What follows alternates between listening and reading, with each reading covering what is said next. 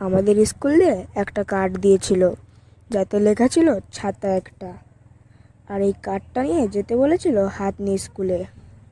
তাই আমি বেশি দেরি না করে আমার 3 কোটি টাকার কেটিএমটা নিয়ে বেরিয়ে পড়েছিলাম হাতনি স্কুলের দিকে। আসলে হাতনি স্কুল যাওয়ার উদ্দেশ্য হলো আমাদের একটা করে ছাতা দেওয়া হবে।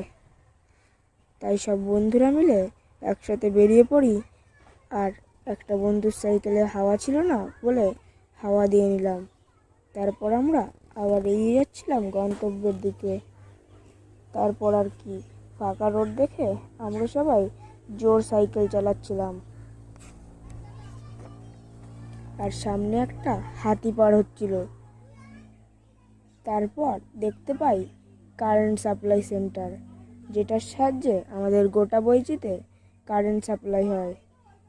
স্কুলের গেট দিয়ে ভিতরে ঢুকে দেখতে পেলাম অনেক ছেলে মেয়ে। সবাই একসাথে লাইনে দাঁড়িয়ে ছাতা নিয়ে নিলাম। তারপর সবাই বাড়ির দিকে রওনা দিয়েছিলাম। তো আজকের ভিডিওটা এই পর্যন্তই।